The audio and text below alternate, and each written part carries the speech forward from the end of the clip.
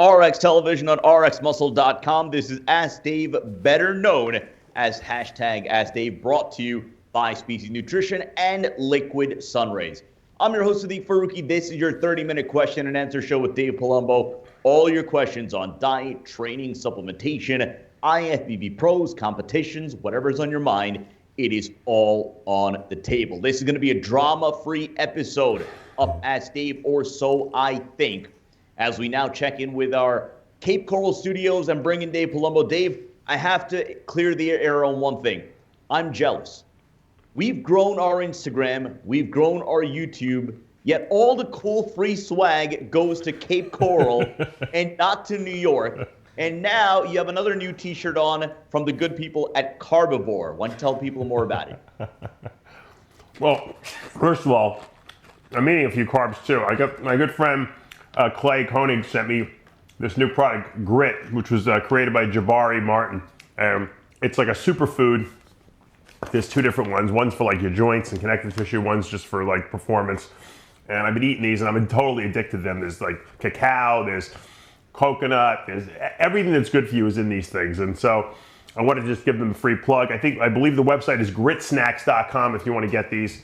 They're just super delicious, I think at least, and they're healthy, believe it or not. So that's something you can definitely snack on. I'm here at the office all day. Sometimes I'm always grabbing. Sometimes I grab bad stuff. But now I got some snacks I could actually snack on and not feel guilty about. And then, of course, you know that I'm... there you go. You guys know that I'm a real big protein, fat kind of guy. But I'm not against carbs. I eat carbs every day. But so I got sent this shirt, Carbivore. So I'm representing. I'm a carbivore today on the show. And I do want to thank everyone out there. Everyone sends me tons of t-shirts and all kinds of free stuff to kind of review and take a look. And no one really expects anything in return. What I try to do is at least wear the t-shirt once to show everyone my solidarity. And then when I'm around town here, people see me in these shirts all the time. So and it's funny because the people that sometimes I happen to really like a shirt and I'll wear it like all the time. And people are like, oh man, I saw you. Like Sergio Oliva Jr. saw me wearing his victory shirt. He gave it to me like a year ago, and I wear it all the. I wore it out already, to be honest with you. I need another one, Sergio. But so thank you for all the gifts you guys send out. And of course, Dave, right now at RxMuscle.com and the RxMuscle YouTube channel, a long-awaited episode of Guru Talk, a special episode, you and Chris Aceto at the Arnold Classic, a behind-the-scenes discussion about last weekend, last day, prep between you and Chris Aceto and some of the secrets that Chris Aceto has employed on some of his big stars. Yeah, I always, Chris is kind of very aloof about, what he does with his guys a lot of times, and people complain about that. So I got him, captive in my hotel room, on the once Chris sits on the couch or the comfortable chair, I can basically get him to talk about anything. So I just flip the camera on. I say, all right, Chris, here we go. Start answering some questions. He had his little cup of coffee there. He was relaxed. There was no stress for him, and I thought it was a really good interview we filmed. So hopefully people will enjoy it. And straight from one of the top gurus in the industry. And that was true guru talk between Chris and I. So you guys will check that out at the RxMuscle channel. What we try to do, Sid, and I think people see this by now, is I try to come up with a lot of original content. And it's tough to do that because you have to be creative on a daily basis. I'm always thinking, all right, what's the next thing? What's the next thing? What's the next thing people want to know about? Rather than just report on the drivel that's out there on people's Instagram. Now I do that too because that's fun, but what we really do best here, I think, at RxMuscle, aside from my Johnny Bravo impression, which I thought was spot on, is report number one, the news, but report, the science of what's going on and help educate people so that they can take that information and use it so they can be better themselves or even help other people as coaches. And I think that's really what, people come to RxMuscle for. So again, that episode of Guru Talk, right now at RxMuscle.com and the RxMuscle YouTube channel. Speaking of one of Chris Aceto's biggest stars, a happy belated birthday to now Mr. Olympia, Shawn Rhoden, celebrating his birthday yesterday. Oh, that's good. Beside that, I wanted to add another thing. Well, two things. One thing is I interviewed possibly the next Shawn Rhoden, and people will have to check that out, Ricoy Palmer, and his interview will be up later this week. But also, I wanted to mention six-time Miss Olympia Corey Everson reached out to me on Facebook and thanked us for the kind words we said about Jeff Everson when he passed. And, she just wanted everyone to know that, she really appreciates all the, I guess you could say, well wishes she got from people. She, had a very close relationship, obviously, with Jeff. I don't know what, caused their breakup and, eventually, but they were very close friends even till the very end. And I know Corey is very broken up about this. And hopefully I'll be getting her on the show for a future episode to kind of talk to her about the life of Jeff and how she met him and all the Olympias that she won with him by her side. And I think that's a great story that people haven't really heard from her mouth, so to speak. So hopefully we will see her on the show at a later date when maybe she's done grieving. Let's get into the questions. Again, the first two questions from the Dave Palumbo Experience app. The first question, Dave, I followed the off-season cycle, the bikini cycle. After the 8 weeks, what should I do? Again, off-season bikini cycle, unless you put cycle twice. After the 8 weeks, what should I do? I don't compete again till nationals. Yeah, I would recommend taking at least a 6 to 8 week break. Let your body kind of recover. Obviously, still keep training and eating right and everything like that, but let your receptors clean out, let your body clean out. You are a bikini competitor. You don't need to put on 20 pounds of muscle, obviously. And then go back, start 16 weeks before your show, and then you can start up the next, cycle for contest prep. And I think that, once again, with women, it's important that they take big breaks, let their bodies recover, let their hormone levels get back to normal, and just do these brief cycles where they're enabling their body to put on some muscle, make some changes, but not give them side effects.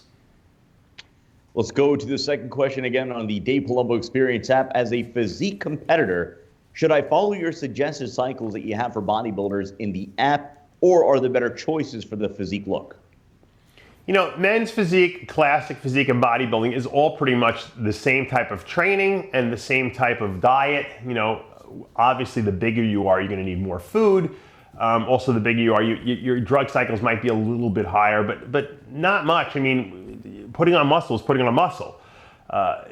It's very rarely do you see a person where you're like, you know what, this guy's got more than enough muscle and he doesn't need to put it on anymore. You don't usually hit that point till you're usually at the I guess you could say the pinnacle of your career. So when you're just starting out and you're trying to add muscle, you should probably do it the most effectively way possible, which would be to use the same protocol that the bodybuilders use, And when you hit a point where you're at too much or you're approaching enough muscle, where you're gonna, if you do more, you're not gonna make your weight class in classic, or if you gain more, maybe you might ruin your physique in men's physique, then you curb it back a little bit. But to get that muscle to begin with, the protocol is the same. It's the same, it's very similar drug cycle, it's very similar diet, and it's a very similar supplement program because those requirements don't change, It's just a matter of where you want to stop. Let's go to our Instagram questions. If you're not following us, our handle is official_RxMuscle. Sid, I just want to make one thing. Just for people who sometimes we get new people, viewers to the show. Those two questions were from my Dave Palumbo Experience app, and that's an app you can download on your Android or iPhone from the Android or iPhone store. And it's $29 a month. It's basically all the videos and articles I've ever written in one place. Plus, I answer everyone's questions that they ask anytime they want. And all those questions are available for everyone to see the answers to. I also do a Q&A video exclusive to the app once a week where I answer the best questions. And there's weekly now workouts we put up. So every week you get a new workout that's going to be on the app so you guys can try it and mix up what you're doing. So this is a service that a lot of people really enjoy, especially if you can't afford, personalized coaching with people, or it's just as an added reference, for you. So you have access to all the information that I put out there in one place. So again, we're now on our Instagram questions, official_RxMuscle. So one question was from Goldbeck about your shoulders, any updates on your shoulders, and then Ash Smith, 350, trying to get his dad in shape, but he has bad cartilage in his shoulders. I know you've had your share of shoulder issues too. How can I get him to train them to make them stronger when he suffers with overhead movements? Yeah, I couldn't do overhead movements for 20 years because my shoulders were so bad. Now, look, overhead, whoa, double bicep, couldn't do that. Yeah, so my shoulders are feeling good. Thank you for asking. I can't believe that I could actually move my arms in the positions I can without pain. But the shoulder replacements definitely worked. For me, I really needed them. Not everyone needs a shoulder replacement right away. Although I will say that Gilberto Mundo contacted me the other day. He just got one 6 weeks ago, and the guy is enormous. he's already training. I don't recommend doing that, but the shoulder replacement itself is not as bad as people think. The new ones now are really, really pretty damn good. And the healing process is really excellent because you're not walking on your shoulders. Hips are a little more difficult because you got to walk on them all the time, so they don't really get as much rest. As far as, having to train around injuries, that's part of bodybuilding, and I think you have to understand that that's the way to go. One of the things I wish I would have done earlier in my career was taking a really high potency glucosamine and chondroitin and MSM product like my Ortholyze. I made Ortholyze basically too late for myself. I made it because I knew that was the right dosages and that was working for me. And it probably bought me 15 years on these shoulders because they told me literally 18 years ago, you need a shoulder replacement. And they couldn't believe I lasted as long as I did. And I believe that was because I was taking the right dosage of the glucosamine and MSM. And that delayed my need for the shoulder replacement. The problem is that the damage was done already and I couldn't reverse it. Had I started taking it right from the beginning, because when you first start training, you got to remember, you break down muscle tissue, you break down joint and connective tissue. The problem is we don't eat anything that contains cartilage, ligaments, and tendons, which is the raw materials of the joints. So little by little, the joints wear away and wear away and wear away until you hit, older age, 15, 20 years down the road, and you have no cartilage left in there. So it's smart not only to obviously eat enough protein and essential fats to repair muscle tissue, but you need to take the components of joint and connective tissue in your supplement form because we don't eat it in our food. We're not eating bones and we're not making, chicken bone soup and stuff like that. So you got to take your Ortholyze 5 pills twice a day. It's a dose-dependent type of situation. And when you do that, you're going to feel the results of it. You're going to feel relief in the joints. You're not going to have chronic joint pain. And it's going to help those chronic injuries that you guys have. Sometimes it's too far gone to reverse it completely, but it certainly will buy you a lot of time. Let's go to Eric Mora. Dave does a 1/4 tablespoon of new salt. And I guess before he answers the question, for those who are unaware of what new salt is, if you want to explain that. I have no idea. Again, it's, I looked it up actually. It is a salt replacement, sodium-free substitute. So I guess probably potassium. It's like the stevia of salt. Yeah. So again, does a 1/4 tablespoon of new salt before taking dyazide ensure that all your extracellular sodium is out of tissues but still in your bloodstream? Here's the problem, okay? Don't make water depletion and diuretic usage complicated. Make it simple, okay?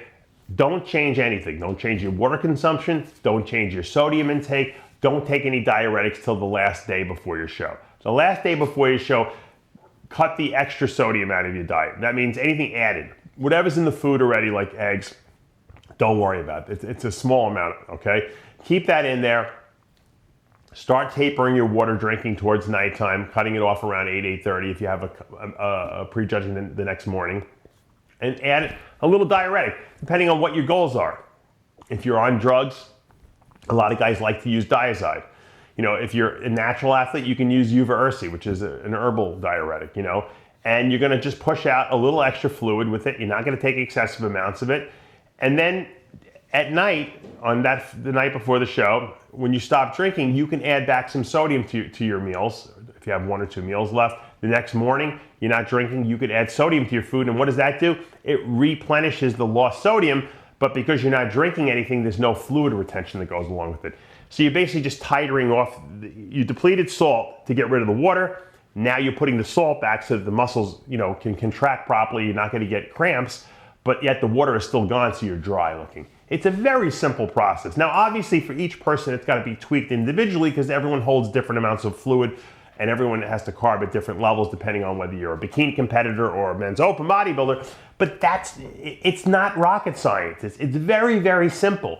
When you start making it too complicated with injectable this and potassium supplement that and cut sodium here and sodium load there, you're asking for disasters. 9 times out of 10, you're going to screw it up. The 1 time out of 10 that you happen to just nail it on the nose, you're going to look great, but you'll never be able to reproduce it. Bodybuilding and competition is about being able to reproduce that same look over and over and over every time you get on stage. You don't want to be a nervous wreck and say, let me say some prayers to God because I don't know if I'm going to make it. I don't know what I'm going to look like tomorrow. I have no idea. I'm flipping a coin. Terrible way to be. You want the science down to undeniable. This is what I'm going to follow. This is the results it will yield. I have no doubt that I will look ready. And that's why I get a lot of people coming to me and asking me to do their last week of diet prep. I offer that service on my DavePalumbo.com website because people can't dial themselves in. They know they're going to do something crazy and stupid, and so they'd rather pay me $100 to do that last week and walk them through every day and babysit them into the show. Because and then when they do it and they realize that it just wasn't that hard, they're like, holy mackerel, thank God I hired you, because I would have made a million mistakes. And once again, the less you change, the better. Let's go to Phil Killerain. According to Dante Trudell, taking more than 400 mg of calcium a day can lead to calcification of the coronary arteries. Do you agree? No, I don't agree, because I don't think that your body just deposits calcium, for no reason whatsoever. I think that your body will use the calcium it needs and it will get rid of excessive calcium. Now, if you have calcium storage diseases or stuff like that, that's a different story. If your kidney's not functioning properly, different story. If you're taking excessive amounts of calcium, different story. I hate bragging about my health, because my health is not, there's other things that are wrong with me, but I have no calcification in my coronary artery, zero. I have a 0 score. I just got my cardiac CT calcium score done, and it was 0. And I've taken calcium supplements my whole life. I've taken a lot of whey protein and milk protein type supplements my whole life that had a lot of calcium in it. And I believe that, people who eat very high protein diets, I know, need higher calcium intake, because the body uses calcium to neutralize acidity in the body. So if you don't have enough calcium present, your body's going to leach calcium out of the bones, which is what we don't want, because that weakens the bones, okay? We want there to be extra calcium available, especially in a high protein diet situation, so the body can use that blood source of calcium to neutralize acidity. Plus, you got to remember, the muscles use calcium to contract, the heart uses calcium to contract. There's a high calcium requirement in the body. And as long as you're not taking excessive amounts of it, if you took, like, for instance, my V mineralized formula, there's a nice dosage of chelated calcium in there, so it's going to be 100% absorbable, but it's not excessive. And what you're going to find is that you're not going to be calcium deficient, and you're going to be giving your body what it needs. I think anytime you do excessive amounts of anything, it's no good for you. But to say that taking a calcium supplement over 400 milligrams per day is going to cause calcification in coronary arteries, I just don't agree with that. And now for the impossible hypotheticals from One Tall Cup of Joe. How do you think Shawn Rhoden would stack up against the popular 90s lineups during Dorian Yates' reign? I'm thinking 92 to 97-ish, which is probably the most glorified period in all of bodybuilding. Yeah. It's very hard to say Shawn Rhoden, versus this guy would have done this or that, because it's a different era, and I'm not seeing them on stage against each other. Putting pictures up there against each other is really not fair. I don't think he would have beaten Dorian Yates. No way, no how. Flex Wheeler couldn't beat Dorian Yates, and I don't think that Shawn Rhoden could beat Flex Wheeler. So I would say definitely couldn't beat him. Would he be top 6 at those Olympias that Dorian was winning? Yeah, probably. Because there were guys in there that he could beat. Who they are, I don't know. I have to see. Guys didn't get as hard back then a lot of times as Rhoden gets on stage. So, and his shape is stellar. So, he would have been standing there with guys like Chris Cormier, and I think he would have held his own with those guys. So, definitely wouldn't have beaten Dorian. Probably wouldn't have beaten the Lavronis or I don't even know if he would have beat Shawn Ray, to be honest with you. Nasser would have been tough for him too, at Nasser's best because of his size. But certainly he would have been knocking off guys like Marcus Rule and guys that were huge but didn't have his structure. So I think Rhoden would have fared well. Also, you got to remember, Shawn got a later start in his career because he was a natural bodybuilder for many, many years. So who would have known if Shawn would have hit his peak when he was in his 30s rather than in his 40s? There's so many variables to compare, but I don't think he would have beaten Dorian Yates. I don't think he wouldn't have touched, obviously, Ronnie Coleman or Jay Cutler as well. Which is better for muscle building, chicken or turkey? I think they're pretty comparable. I think that their amino acid sequences are very similar. Their fat content is very similar as well. I don't think you could say, I was thinking about this the other day. I'm like, man, what do you think is the ideal muscle building food? Is it really red meat? And then I'm thinking, what are like the biggest creatures in the wild that, what do they eat? The carnivores, not the herbivores, the carnivores. And, think about those bears, those polar bears up in, Alaska area there.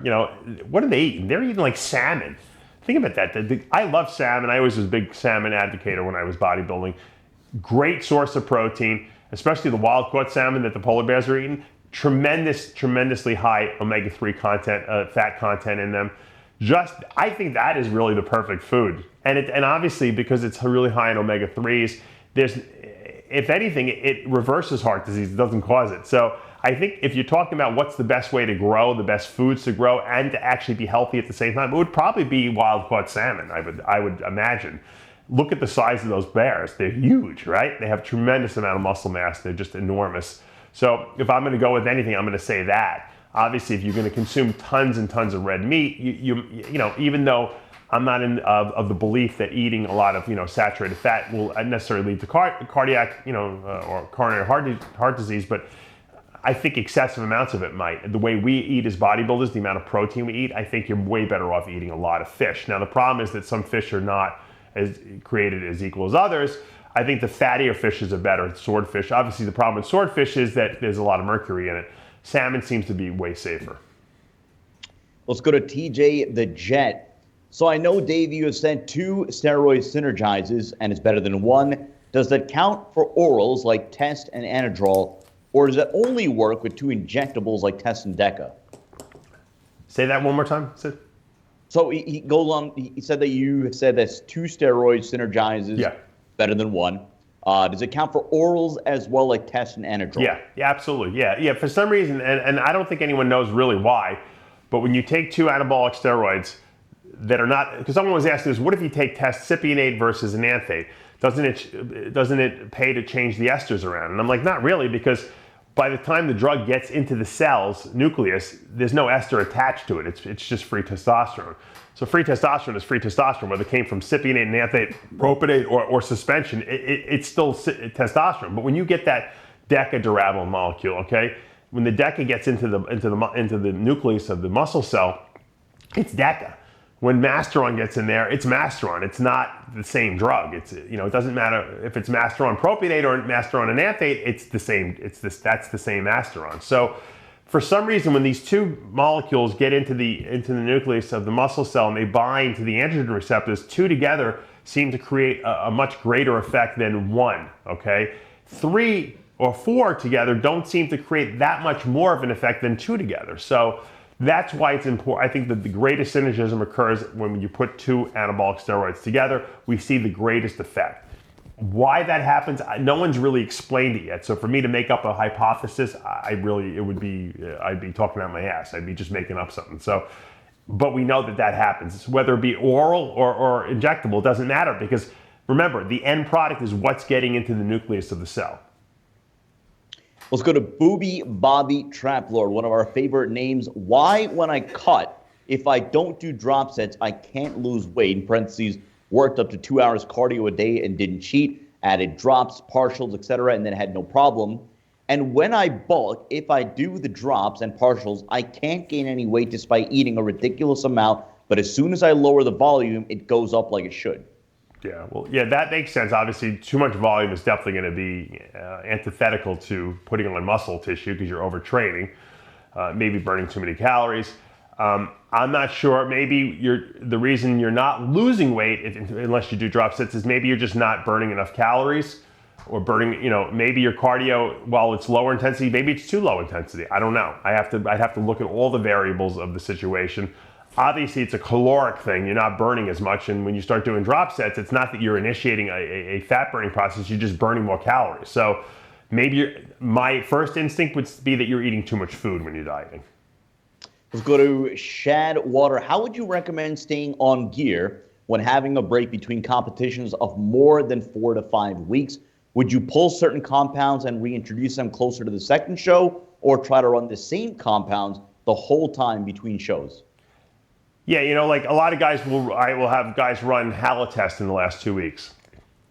After the show's over, stop it, especially if you have a 4-week break, and then start it up 2 weeks before the next show. I think that would definitely be prudent. Likewise, if you're at maxed out on clenbuterol and like Cytomel, I would cut that back and then build up over those next 4 weeks to peak yourself again.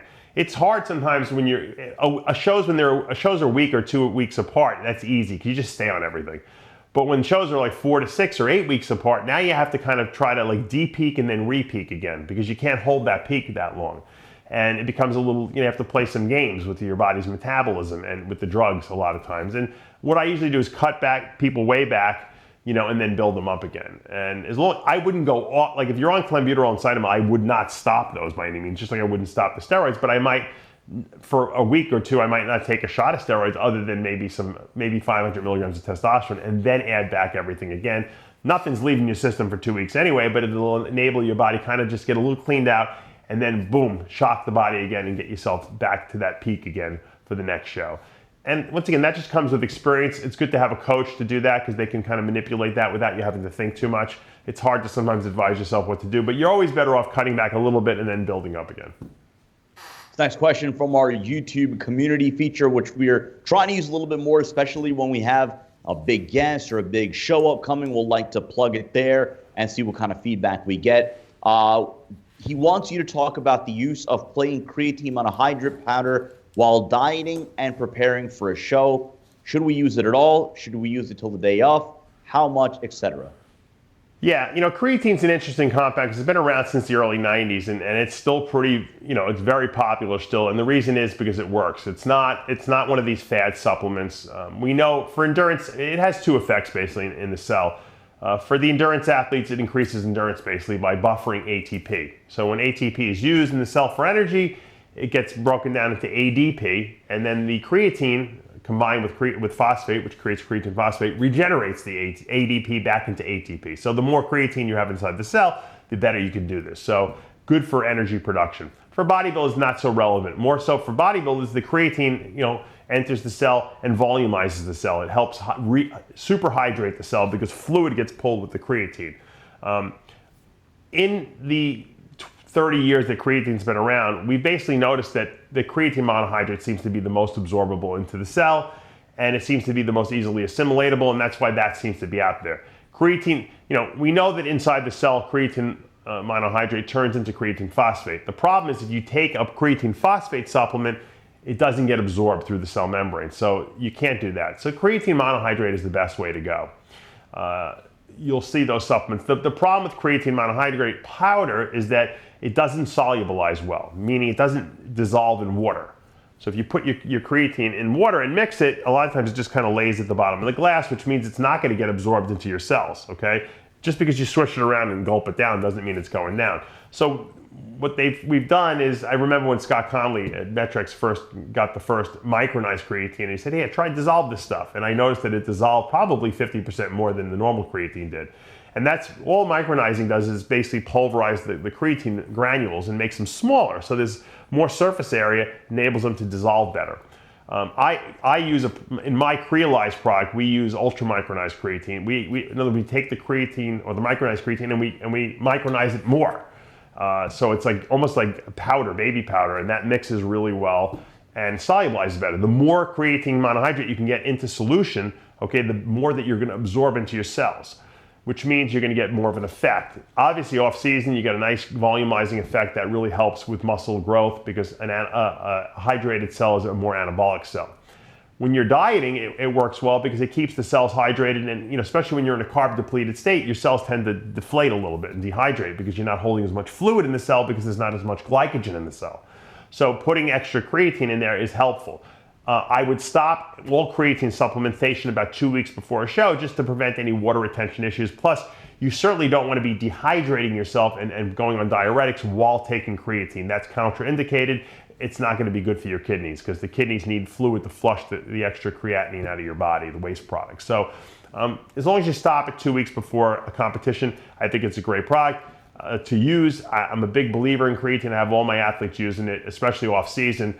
Some of them like to use it pre-contest. That's optional. I keep for them. Some guys don't want to hold the water. I don't have a problem whether they use it or not. Guys on anabolics don't notice as much of a difference. The natural athletes really see a big difference. And once again, the product that we sell on Species Nutrition is Creolyze, and it's our ultra micronized creatine. You can pick it up. The great thing about creatine nowadays is it's relatively cheap. It's not an expensive product, and it's pretty convenient. You don't have to use a lot of it. 5 grams a day is enough post-workout or in the morning. Some guys use it twice a day, and that's fine as well, but it's a very affordable supplement. Let's go to Ken Hudzak Jr. Dave, if following a keto diet, Will using glycerol pre-workout knock you out of ketosis? One product out there has 23 grams of glycerol. And before I try, I wanted to know how it would affect ketosis, or rather, how it would affect keto diets. Yeah, I wouldn't be using that much glycerol on a ketogenic diet. I wouldn't be using that much glycerol on any diet, to be honest with you, because to me, it's like it's wasted calories. If you're going to eat the carbs, I'd rather you just eat the carbs, you know what I mean? So that's a lot of glycerol to be taking in on a dieting situation. Off season, not so bad. It'll cause some good hydration. I wouldn't waste the calories though on a contest or a diet looking to lose body fat. Sarush SRD, why does alcohol act as a diuretic? Can you explain the mechanism? To be honest with you, I don't remember from school why it acts as a diuretic. I forgot. I believe it works on the vasopressin system or antidiuretic hormone system in your brain. But I don't really remember why. I just know that it causes a diuresis in the body. So just like coffee does, caffeine acts like that. It probably tells the kidneys just excrete fluid, I would think, or it draws fluid with it. Don't quote me on this. Once again, when I don't know something, I let you guys know. I'm not really sure of the mechanism. Composition consultant, your thoughts on turmeric as a supplement, dosage, frequency, etc. I'm known to have black pepper with it to enhance curcumin absorption. Yeah, I started taking a curcumin supplementation from Life Extension just recently, just to kind of give it a shot and see what it does. I have very, very low C-reactive protein in my body, which is a measure of total body inflammation anyway. Mine is always super, super low because I eat an anti-inflammatory type of diet. I think that, for people who are bodybuilders, you don't really want to reduce inflammation too much in the body because the inflammatory response is definitely a signaler for your body to rebuild itself. So for bodybuilding purposes and building muscle, I would watch how many of these anti-inflammatory type supplements you take. Even though they're natural and they're technically good for you, I don't think that they're necessarily good for the muscle building process. Having said that, if you're looking to just be healthy and you do have high inflammation in your body for whatever reason, maybe you have like inflammatory bowel disease or you have arthritis or whatever the case may be, I think a curcumin supplement would be good. If you check out Life Extensions, I don't remember what the dosage I take is offhand. I have to look at the bottle, but I follow I take one pill, which is the recommended dosage on the Life Extension version of it, which I know has all the right the components in there in the right dosage. At least the recommended dosage where they're showing the most benefits from. Camille Bodybuilding, Dave, what do you think about Dianabol or Winstrol oil-based? Is it less hepatotoxic? Whether you put Winstrol in water or oil, the toxicity is pretty much the same as far. And Winstrol is not a very toxic supplement anyway. It's not a toxic drug. It's not like Dianabol or Anadrol or methyl testosterone. So I wouldn't really worry about it. Probably the oral Winstrol is more toxic because it goes through the liver twice. It goes through on the oral route through the digestive tract, and then it has to be processed a second time. So I always liked injectable Winstrol better than the oral. Now, some guys just get really welted up. They get really swelled up wherever they inject the Winstrol, and it just doesn't look good. So in those cases, I tell guys to use the oral pills, and because they're not that toxic either. Like, once again, taking 25, 30 milligrams of Winstrol pills a day is nothing like taking 30 milligrams of Dianabol a day. Way big difference. So I wouldn't get too worried about it. Plus, most people only take Winstrol 6 to 8 weeks before a competition anyway, so it's not really a big deal. Hugard Klaus, who is a bodybuilder or a guru that you personally learn life advice from, not so much in regards to bodybuilding, but life and mentality in general? It's a good question. When I was coming up in the industry, I read a lot of Bill Phillips stuff because he wrote that anabolic reference guide, which I felt is still, aside from Bill Llewellyn's book now, which is like basically like the encyclopedia of anabolic steroids, and I sell Bill Llewellyn's anabolics book on my DavePalumbo.com website because I think it's the best one out there. But Bill Phillips's anabolics book was really the first book that really, there was no internet, you got to remember. It was the first book that actually explained the science of what was going on with these drugs and the dosages you should be taking. And so I was very influenced by that. And then Bill started his Muscle Media 2000 magazine, and I started reading a lot of what he was saying. And a lot of it was just information-based, but there was some life experience-based stuff in there about himself and how you should look at training and how you should look at dieting and structuring diets. And while I didn't necessarily follow everything he said, I thought it was, it was definitely changed the way I thought a little bit. Obviously, Scott Connolly was another really big influence on me from a science standpoint. As far as the mentality of how to look at weight training and stuff like that, I think Mike Menser was really instrumental too, in saying, look, you're going into the gym, you got to have science behind what you're doing. You just can't run in there and do every single exercise every single time for all the body parts you're training, because you're going to overtrain and you're going to get no results. And when I started thinking about training the way he was explaining it, it made sense to me. And when I changed the way I started training because of that, I saw a lot more results. Same thing with Dorian Yates. I think those two guys really changed the way I viewed training. As far as the philosophy of just being a great bodybuilder, I don't think there was that many people out there that really influenced. I think I kind of learned a lot along the way, and I hope that I impart a lot of wisdom to you guys out there on the experiences that I had, and maybe I can help you circumvent some of the mental roadblocks that come along during the journey, so to speak. And we're always learning. If I knew, they always say that, if I knew then what I know now, how great would I have been? I don't know. Maybe I never would have gone into bodybuilding, but I certainly would have had more knowledge. That I have a lot more now than I did then. But sometimes too much knowledge is no good either, because then that kind of it almost causes your brain to stall, because you're too much and you don't know, well, should I do this or is this too dangerous? So sometimes being a little reckless when you're younger gets you good results, as long as at some point you realize that maybe I was reckless and I have to now correct that. I know we're up against the clock, but two more questions before we wrap. Kristen George, 1982. Do I have to consider anything other than managing my blood glucose as a type 1 diabetic if I'm thinking about starting an AAS cycle? Yeah, anabolics really shouldn't affect your blood sugar levels too severely. I mean, sometimes they do. They can make you a little insulin resistant. It's the growth hormone that will definitely, mess with your blood sugar tolerance. So in that respect, you might have to tweak your insulin usage a little bit. I know a lot of type 1 diabetics that take anabolics, and most of them tell me it doesn't change anything in terms of blood sugar control, but the growth hormone does. And that's something you have to take. And I think also if you take Cytomel, because it speeds your metabolism up, you might want to take a look at that. I was also talking about with someone today about blood sugar control, and we were talking about dehydration. One of the things that you definitely have to be aware of is that when you dehydrate for a competition, the insulin that you inject does not work as well. Insulin works in a well-hydrated state. When you're dehydrated, it's very hard to control blood sugar. Talk to Jason Postman and I discussed this. He's a type 1 diabetic, on a couple of the TV shows, interviews that I did with him over the last couple of years as well. That's the most difficult time, getting ready for a competition, those last couple of days when you're dehydrating and depleting. How can I keep my blood sugar under control when I'm in a dehydrated state? And that's the things you got to tweak. And sometimes it helps to have someone helping you out with that so that you don't screw up. Miguelito Hudson, whenever your clients hit sticking points, do you ever increase the food to keep the weight loss going? I'm interested because it's a technique you don't really hear much about when talking to prep coaches. It's always more cardio or less carbs usually. Yeah, that's usually what we do. And then sometimes we hit a wall, and I've had that happen with clients. I have it happen recently, and I have to I pull back the cardio. I actually sometimes give them days off. I'm like, don't do any cardio for the next 2 days. I'll give them more food. I might give them more. I might cut some of their fats back and give them some more carbs.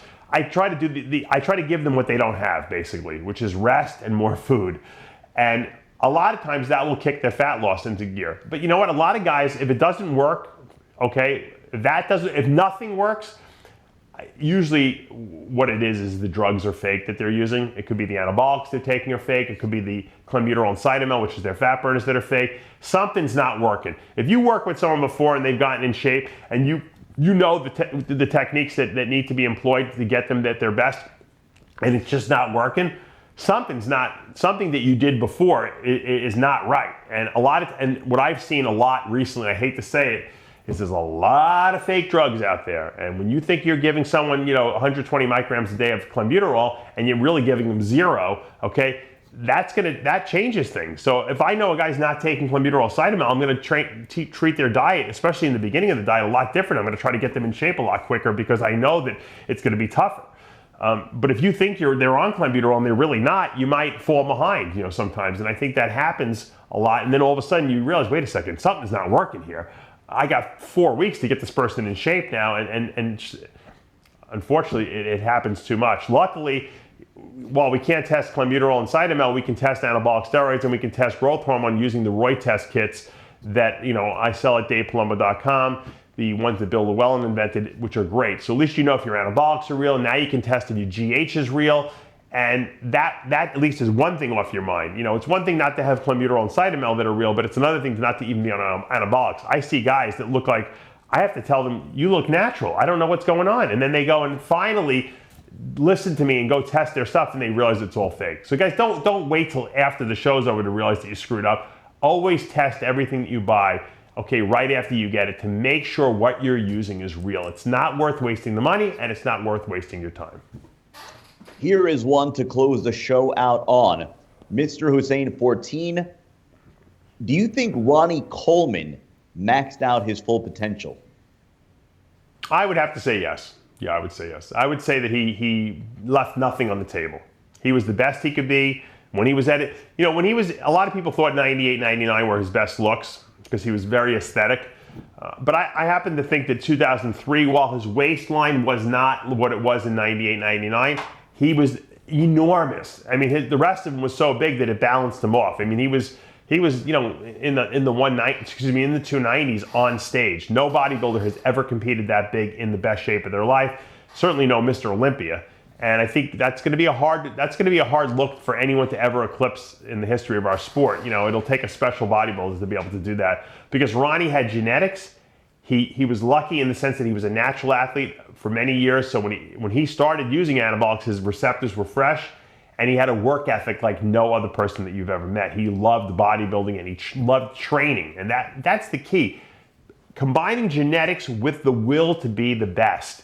A lot of times the guys that have the best genetics don't have the will to be the best because it comes too easy to them. He had both, and the work ethic, and he was just in the right environment. He was in that Texas environment with Brian Dobson, where these guys liked to train hardcore. They pushed each other every day in the gym. Even though he was Mr. Olympia, the other guys were gunning for him, and he saw that. He still wanted to be the best and the strongest in the gym, and that's what pushed him to be his best. So I think, at a certain point, maybe 03 was probably his peak. After 04, 05, he kind of was declining a little bit because he had the back injury, but I think that Ronnie did reach his potential. That is going to do for this episode of Ask Dave, again brought to you by Species Nutrition and Liquid Sunrays. Reminder, right now at RxMuscle.com and the YouTube channel, special episode of Guru Talk, Dave Palumbo and Chris Aceto talking last-minute tips, or rather confessions from a diet guru, the last weekend, and last day prep secrets from Chris Aceto. That available right now at RxMuscle.com. For our producer, Tyler Shore, and Dave Palumbo, I'm Sadiq Faruqi. We'll see you next time.